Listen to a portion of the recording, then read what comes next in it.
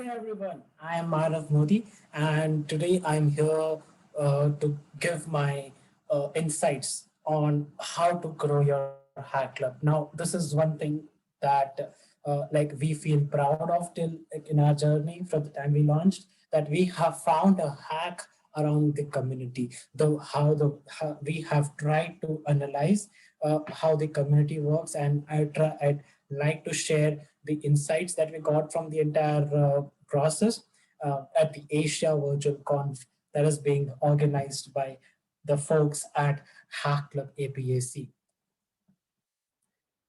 So, without any further ado, I'd like to start off with the talk. But before that, let me introduce myself. I am Manav Modi. I am the lead and founder at Hack Club AD Chennai. So, before anything, before like for in order to make you understand on what the community we are dealing with at VID Chennai, I would like to explain the scenario that I was facing while I was a fresher. The problems that I faced, the stuff that motivated me to start a hack club at my college. So we have a lot of clubs and societies that were already there, but those were almost dormant, and they became active during the technical fest of our college, and they used to organize paid workshops. Now, what I have this conception that knowledge should be accessible to all, and so that's why I felt that instead of paying for that, I would just rather go on YouTube and watch some videos and learn through that. But then, what about the mentorship experience? And for that, I felt that that's the place where the entire logic or calculation went wrong. Like I couldn't get this mentorship experience, the life thing that I would get from a workshop. And this is the place where I felt that this needs to be solved. And so in order to find a temporary replacement, I used to go to a lot of meetups in our city, like the TensorFlow user group and GDG and a lot of them. So while I was like surfing through the internet, I came across the MLH local hack day build meetup that was happening at one of the workspaces in our city. I went there and I came, like we participated and we got a lot of swags. So that's a very good, the best thing about physical meetups, you get swags. And then I came across this Edge sticker. Now at that time, none of this was the first time I was getting the sticker, so I didn't know about what is this edge that is there. So I was curious. I tried to explore, but I didn't find any hack around it. So, but then at that time, around in the month of February to March, I came across this announcement by Hack Club Edge. I came across this news article where I found that Elon Musk was doing EMA with a bunch of hack lovers. That was actually written that it's a bunch of hack lovers. It's a bunch of teenagers actually with whom Elon Musk was doing an Ask Me Anything session, and that was a very cool opportunity. And I felt that why not? Let's check it out. So through that, I got acquainted with the Hack Club HQ and its Slack. Through personally speaking, I feel that the Hack Club Slack is very welcoming. And the moment I like sent this introductory message in the hashtag welcome channel, I got a lot of it was a very warm welcome. And over the time I interacted, and I also got to know that even I could lead a hack club. Like any one of you who feel that they have the leadership qualities or they want to change something around in their college, they can lead a hack club, right? So through this, I came across with the entire opportunity, and then with the awesome onboarding process that was given to me by Arun. We launched Hack Club on the 9th of July. Uh, Through this, as you can see, that we still did this entire presentation in a very beginner manner. Like we designed the slides using Canva, and we had this. We did the entire thing using StreamYard on YouTube. So we're just getting started. So we didn't have much experience around the how the stuff works. but we just tried to put some solution so that we could get the word out that, yeah, we are launching. And this is going to be a very super amazing community. So just sign up for it. And to our amazement, these are the stats that we got, okay, from the over the entire journey. So one thing, 150 plus live viewers at the launch, and at a point it peaked to around 200, never expected. And then talking about the people who actually expressed intent or they signed up to join Hack Club, 300 in the first round. And over time, as we build up on the community, it on the second round in the month of October, we had 700 people. Now, this is the place where we got to know that people are really interested, and we try to bring as many as many people, as many mentors that we could through Hack Club to the community at our college. And over the time, we have organized 4 flagship events. Now, flagship means that we are going to do it each and every year, like in the upcoming time.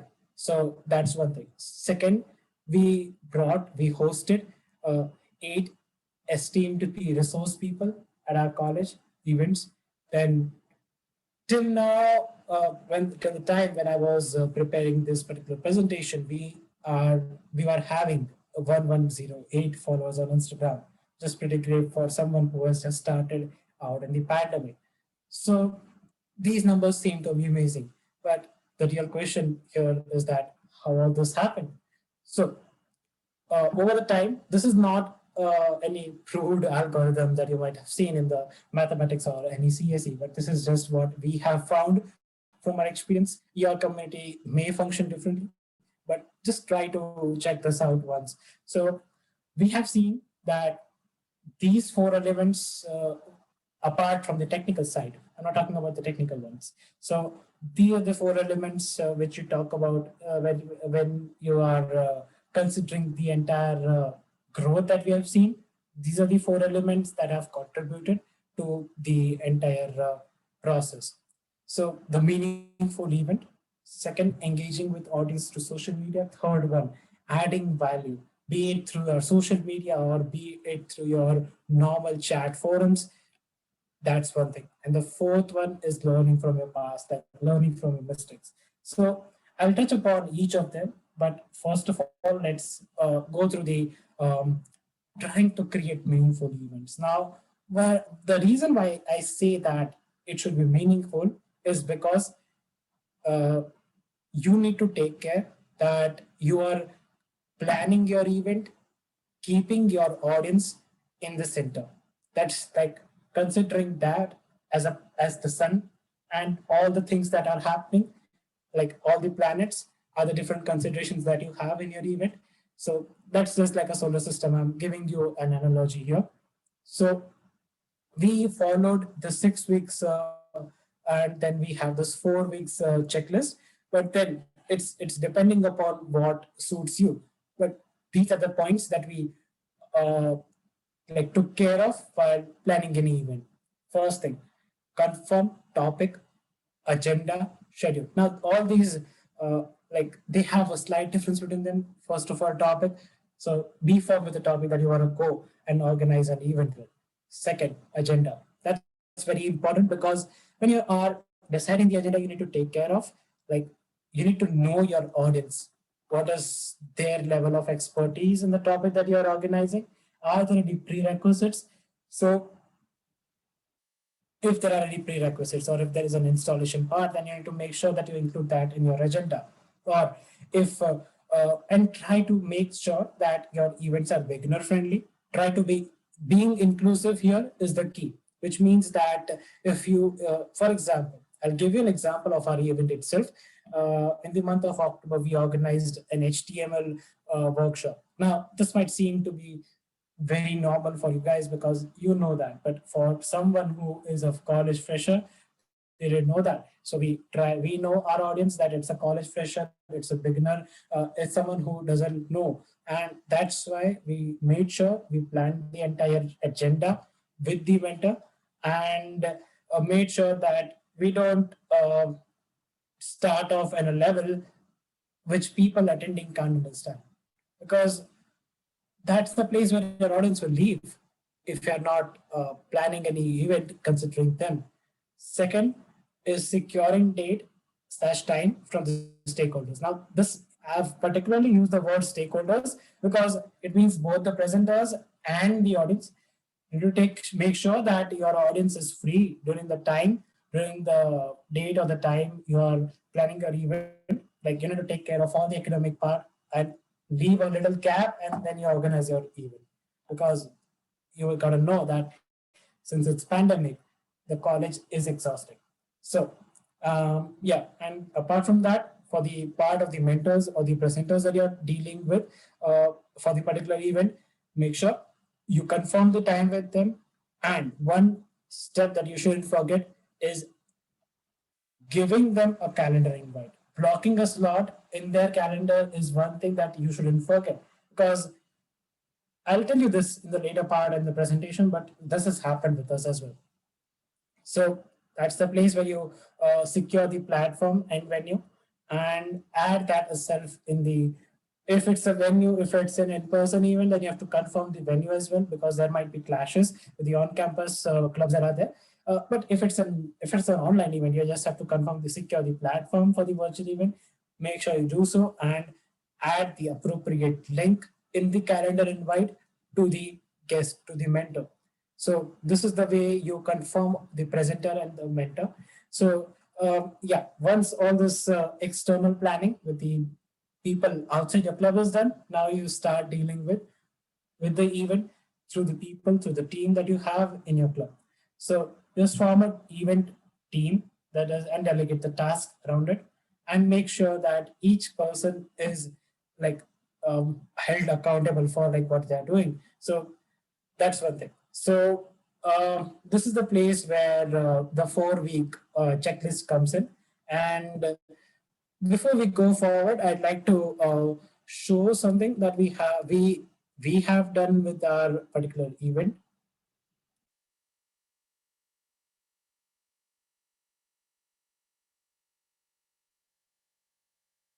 Yeah, as you can see, this is the uh, Instagram wall that we built for the. I'll just take the example of the Hack Club Educates here, which was the event that we did in the month of October.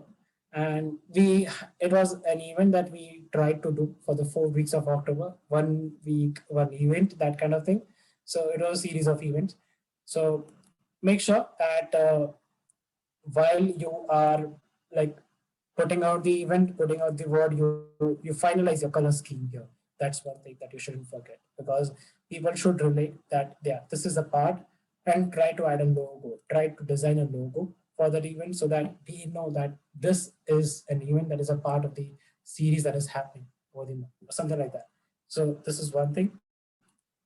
Then we go across with the second one. We had to skip on the color scheme because this was something that was like totally brand guidelines from the Hacktoberfest team. And then we did this particular event with Majid Hajian coming. He was going to speak at React Square Summit in the coming week, and was also a part of the organizing team for the Florida Vikings. Yeah. So this is one thing. So when you are planning out the entire, so this was a big event for us. And when you're doing a big event, uh, as I have mentioned here in the slides, ideate. So what we did around with this particular wall is that we made this particular design theme, and over that we divided that into 9 parts, and then we tried to place the logos according to the whatever the event was. So these were the 5 to 6 games that we were going to make them play for the event. And for that, we tried to place the logos, and then in the thread, all the instructions were there.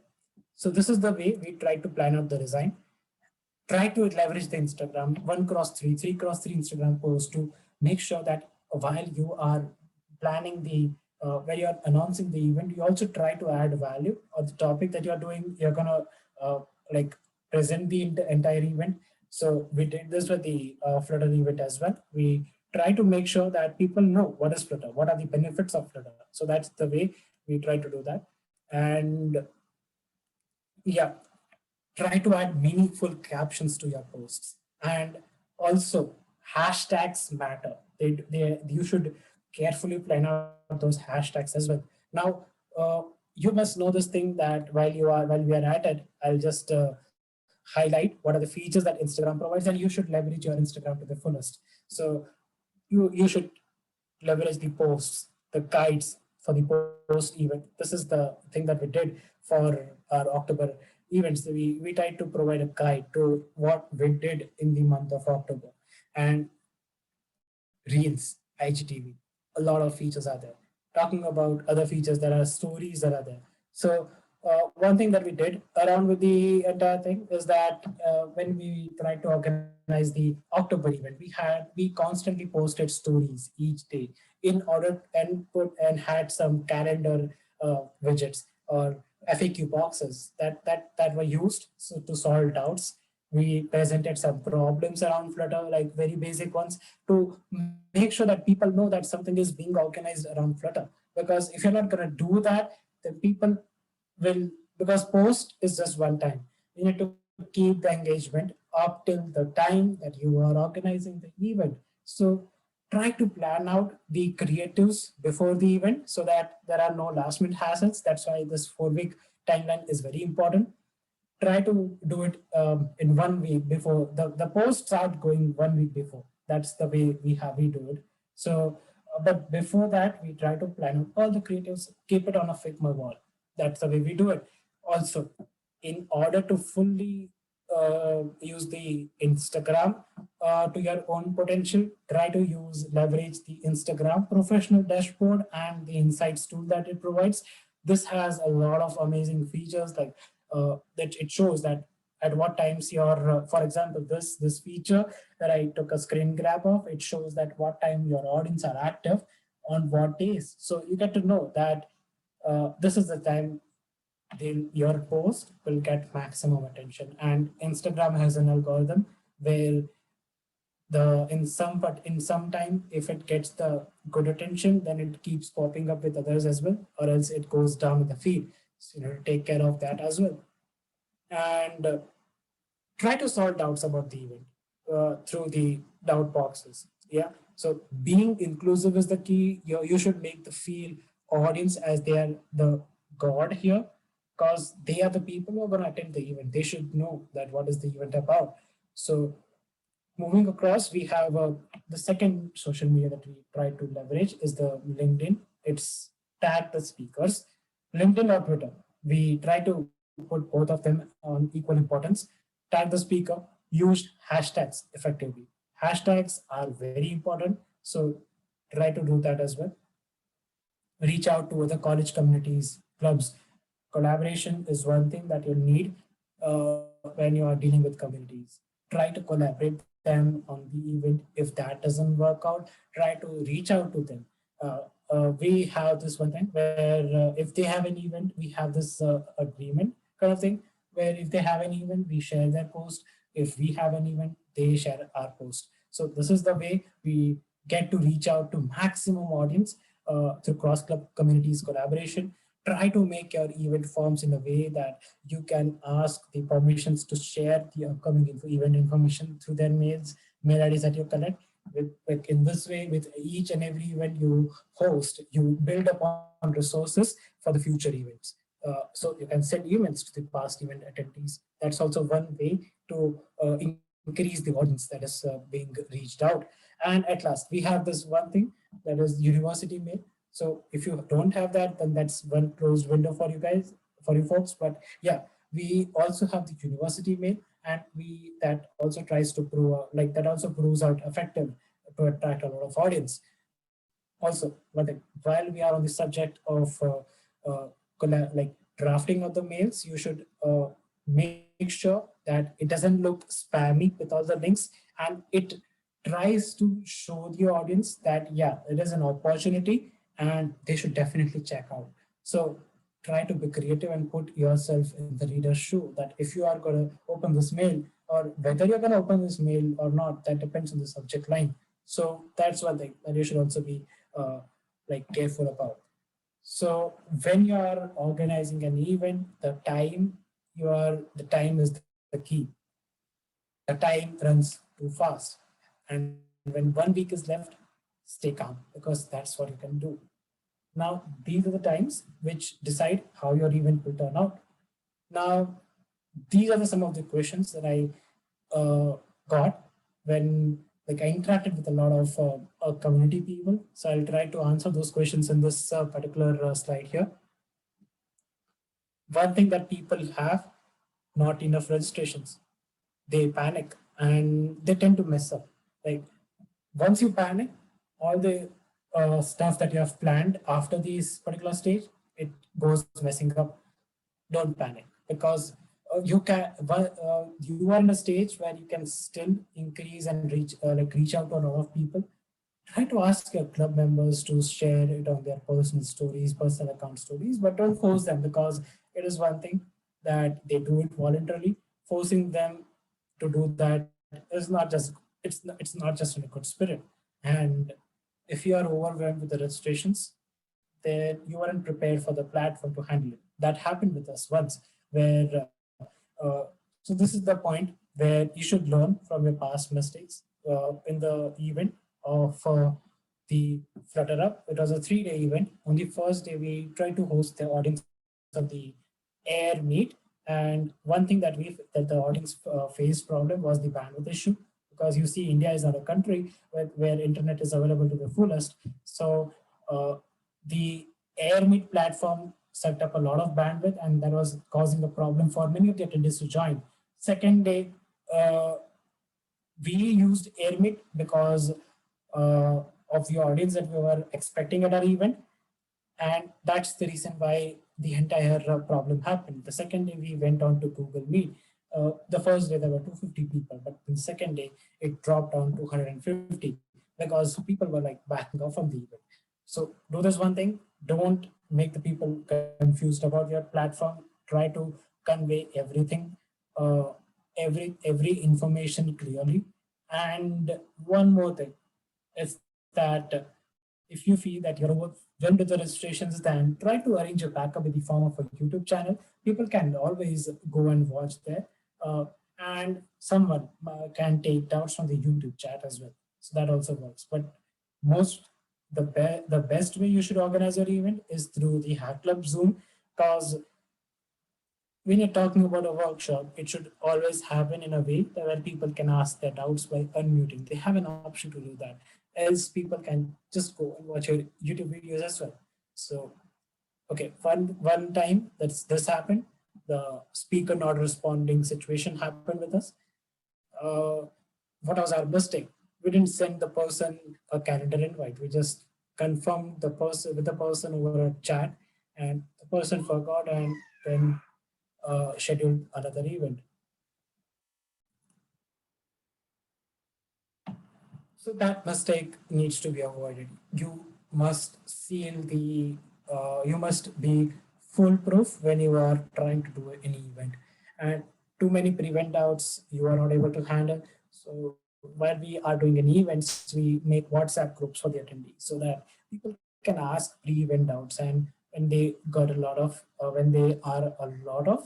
them, then we have found a hack around it, is that we try to make a public Excel sheet, like the access for writing is open to all. They can post the doubts in the question section, and in the side we answer the questions.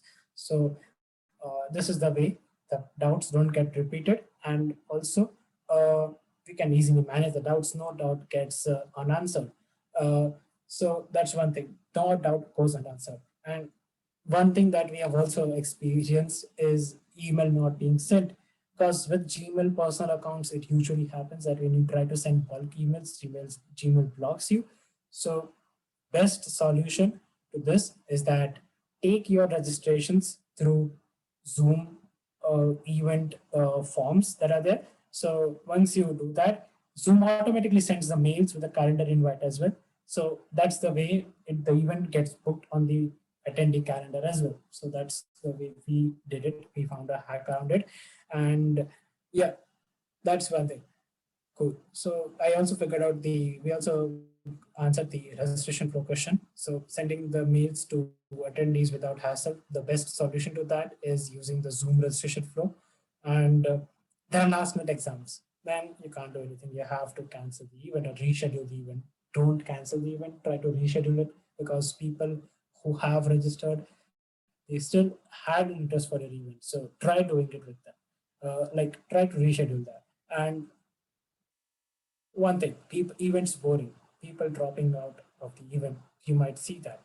So try to announce a giveaway, try to announce a quiz, and through that some sticker giveaway. We have this Hack Club stickers that we can provide at the events. So try to do that. So in some way or the other, you have to come up with an on-the-spot solution that makes your event better. So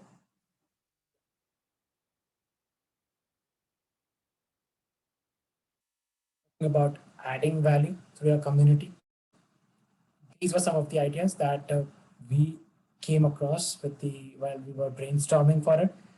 Start an IGTV series, be it explaining a piece of code on every Thursday, or explaining or conveying a fact, or giving out some financial education in today's life. Finance is very important, and being a community of makers and hackers, uh, there is a lot of information that you can touch upon without it without it getting the issue of being irrelevant, because being a maker also means that you need to know finance. You need to know your finance properly, and participate as a guild into a MLH LHD, ship amazing stuff through hackathons, start newsletter. Like we did this one thing for when you were starting out. We tried to provide some of the facts that we discovered over the period, and uh, report of the event that we organized in that particular period. Start weekly meetups like local version of a hack night. Try to engage with the audience. One thing that we try to do is that start a Telegram or a WhatsApp group where even those who are not a part of your club can interact with your club, can contribute to open source projects on your GitHub repo, can ask doubts by interacting with the club's technical leads. There are a plethora of opportunities when you consider a community. Just need to explore that. Try to add value, keep experimenting. Some of those things some of these solutions may not go successful. Some of them may turn out to be successful. So that's the thing. You know your community well than me, because what I have seen, like this is an analysis of my community. Now, as I told you earlier, engagement is the key. If you stop engaging, people will lose out interest in your community. So you have to keep engaging them. This is one way we try to engage our community. The different story series that we did, okay, around like for a month or two. And when we didn't have any event to host, we tried to do it using the story series. So that's it. Okay, I'll end the session now.